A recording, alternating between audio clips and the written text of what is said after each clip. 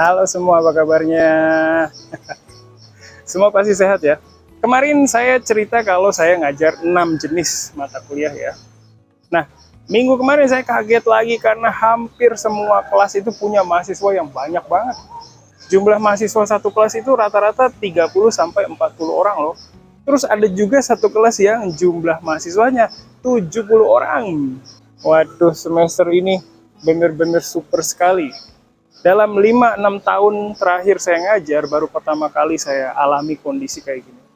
Saya seneng sih kalau ada banyak mahasiswa di kelas, tapi ya yang paling repot itu kalau ujian. Saya harus periksa hasil ujian dari banyak mahasiswa.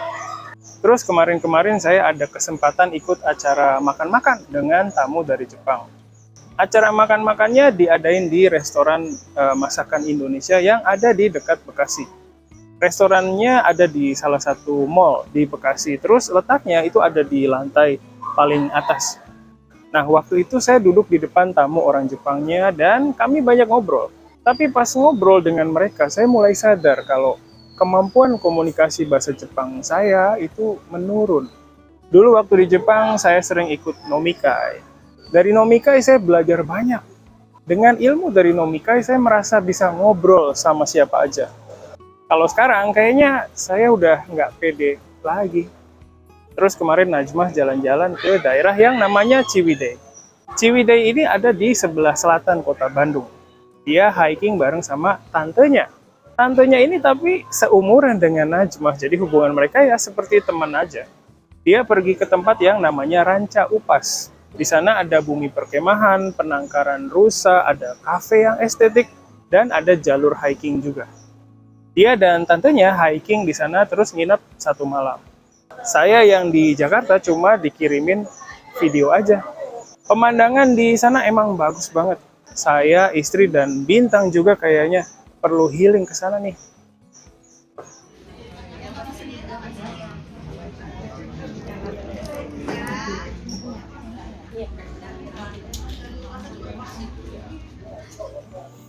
Oke, itu tadi cerita keseharian saya.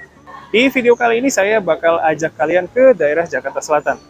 Hari Sabtu kemarin saya ikut seminar pendidikan bahasa Jepang yang diadain oleh Asosiasi Studi Pendidikan Bahasa Jepang Indonesia dan Universitas Nasional. Kali ini saya ikut sebagai pembicara loh. Tema seminarnya adalah tentang bagaimana merancang kelas untuk pidato atau presentasi bahasa Jepang. Pas seminar di Bali kemarin, saya presentasi tentang kelas presentasi bahasa Jepang. Nah, di seminar kali ini saya presentasi mengenai hal yang sama. Waktu di Bali saya presentasi pakai bahasa Jepang, soalnya seminarnya waktu itu adalah seminar internasional. Tapi kali ini saya presentasi pakai bahasa Indonesia, soalnya seminarnya adalah seminar lokal. Peserta yang ikut seminar ini adalah guru atau dosen bahasa Jepang yang mengajar di Universitas SMA atau di LPK yang ada di daerah Jabodetabek. Kayaknya tahun lalu saya juga cerita tentang seminar yang sama ya. Tahun lalu tempat kegiatannya di Jakarta Selatan. Nah, kali ini juga di Jakarta Selatan. Kalau dulu tempatnya lebih dekat ke Jakarta Timur, tapi kali ini Jakarta Selatannya agak jauh, yaitu dekat Kebun Binatang Ragunan. Awalnya saya mau naik motor, tapi hari itu saya lagi malas naik motor. Jadi saya mutusin naik angkot dan bis Transjakarta. Saya naik kendaraan umum supaya bisa hemat. Saya naik angkot yang namanya Jaklingko untuk pergi ke terminal bis Transjakarta di Kampung Melayu. Dari situ saya naik bis Transjakarta. Saya udah lama nggak naik bis Transjakarta, jadi agak bingung dengan rutenya. Waktu itu bisnya udah penuh, jadi saya berdiri. Waktu itu saya di dalam bis sambil dengerin musik. Terus saking santainya, saya ngelewatin halte bis tujuan saya. Kelewatannya lumayan jauh dan gara-gara itu saya malah menjauh dari tujuan saya. Terus saya langsung turun dari bis dan pesen Gojek. Saya pesen Gojek yang motor supaya nggak kejebak macet. Abang Gojeknya datang agak telat, tapi dia kendarain motornya cepet banget. Biasanya saya suka ambil video pas naik Gojek, tapi kemarin itu nggak bisa, soalnya abang Gojeknya ngebut banget. Alhamdulillah saya sampai di tempat kegiatan 30 menit sebelum kegiatannya mulai. Saya langsung masuk ke dalam dan ganti baju. Tempat kegiatan kali ini agak unik, soalnya ada 2 pilar besar yang ada di tengah ruangannya.